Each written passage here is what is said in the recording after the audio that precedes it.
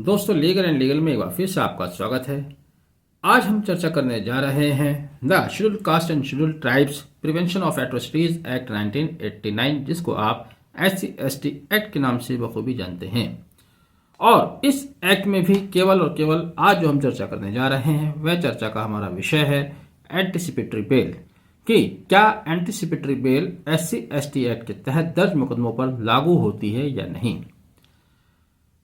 बहुत आम धारणा है, यह माना जाता है कि यदि किसी व्यक्ति के विरुद्ध धारा 3 के अंतर्गत कोई अपराध के प्रति FIR दर्ज हो गई है तब वह 438 CRPC के तहत एंटीसिपेटरी बेल का लाभ नहीं ले सकता, या यूं कहा जाए कि सीधे सीधे SC/ST एक्ट में 438 CRPC के तहत बेल लेने का प्रावधान लागू नहीं होता, चूंकि इस पर SC/ST एक्ट की धारा 18 तथा धारा 18A द्वारा पाबंदी आयद की गई है।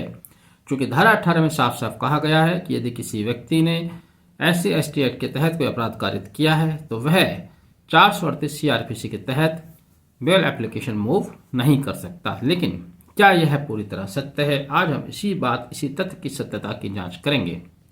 तो शुरुआत में मैं आपको बता दूं कि यह पूरी तरह से मान लेना कि SC/ST एक्ट के तहत यदि किसी व्यक्ति के खिलाफ FIR दर्ज हो गई है तब वह एंटीसिपेटरी बेल मूव नहीं कर सकता, बिल्कुल गलत है।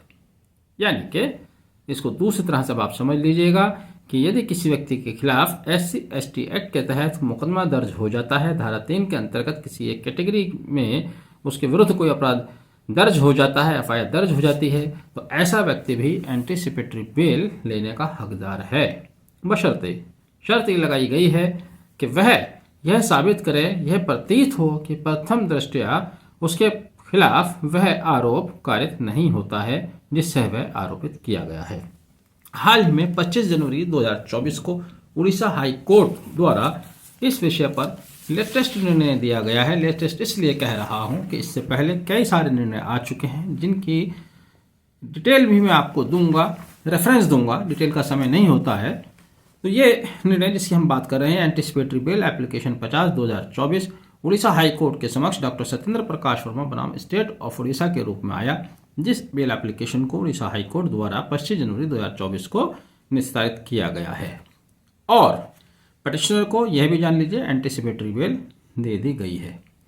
बहुत शॉर्ट में बता दूं, कोई एक्स महिला जो इस केस की फैक्ट थी, एक्स महिला जो कि संजीत महतो के घर किसी व्यक्ति के यहाँ मेड की नौकरी किया करती थी, उन्होंने इसके साथ शारीरिक संबंध बनाए। जब बच्चा पैदा होने की बारी आई तो वह उसको हॉस्पिटल ले गए अबॉर्शन कराने का कहकर, लेकिन वहाँ वो उसको छोड़कर चले जाते हैं और एक बच्ची जन्म ले लेती है।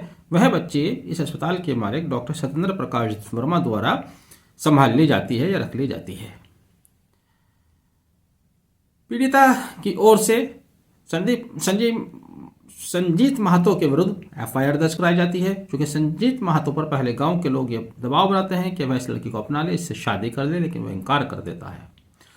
इसी डर में कि डॉक्टर सत्येंद्र प्रकाश भी इसमें कहीं आरोपी ना बन जाए, डॉक्टर सत्येंद्र प्रकाश उड़ीसा हाईकोर्ट के समक्ष एंटीसिपेटरी बेल लेकर आते हैं, जिसका स्टेट काउंसिल द्वारा विरोध किया जाता है। स्टेट काउंसिल कहते हैं क्योंकि SC/ST एक्ट की धारा 18 और धारा 18A SC/ST एक्ट के तहत हुए अपराधों में CRPC की धारा 438 के प्रावधान के तहत एंटीसिपेटरी बेल पर पाबंदी लगाती है। इसलिए पेटिशनर को एंटीसिपेटरी बेल लेने का कोई हक अधिकार नहीं है। लेकिन पेटिशनर की ओर से अधिवक्ता ने बहुत से केस लॉ कोर्ट किए, जिनमें प्रमुख मैं भी आपको बताना चाहूँगा। उन्होंने रमेश चंद्र वैश्य बनाम उत्तर प्रदेश राज्य, जो कि 2023 में आया था। इसके अलावा एक लीडिंग जजमेंट है पृथ्वीराज चौहान बनाम यूनियन ऑफ इंडिया, 2020 का जजमेंट है ये। धरानी प्रधान वर्सेस स्टेट ऑफ उड़ीसा, जो कि 2014 का है। इन सभी जजमेंट में सुप्रीम कोर्ट ने साफ साफ कहा है कि SC/ST एक्ट के तहत रजिस्टर्ड केस में धारा 3 में जो केस रजिस्टर्ड होते हैं उनके विरुद्ध कोई एब्सोल्यूट रूल नहीं है कि उसको 438 का बेनिफिट नहीं मिलेगा। अगर वह साबित कर दे कि उसको 438 का अपराध नहीं बनता है, प्रथम दृष्टया नहीं बनता है, तब वह एंटीसिपेटरी बेल मूव कर सकता है।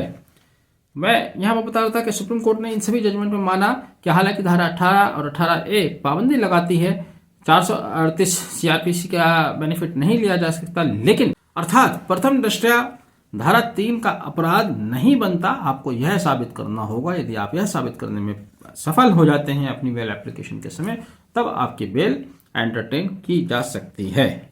सुभाष काशीनाथ महाजन बनाम महाराष्ट्र राज्य एक इंपॉर्टेंट जजमेंट है जो कि 2018 का है। इसमें भी सुप्रीम कोर्ट ने कहा था कि एंटीसिपेटरी बेल पर कोई एब्सोल्यूट पाबंदी नहीं है।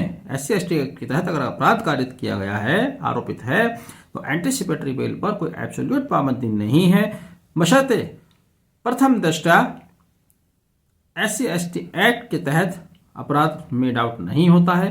तो ऐसी दशा में एंटीसिपेटरी बेल सुनी जा सकती है और उसको एंटीसिपेटरी बेल एंटरटेन भी की जा सकती है, यानी कि उसका फायदा उसको मिल सकता है। तो ये कुछ जजमेंट मैंने आपको एक ही जजमेंट के हवाले से बताए हैं। इसके अलावा और भी जजमेंट हैं।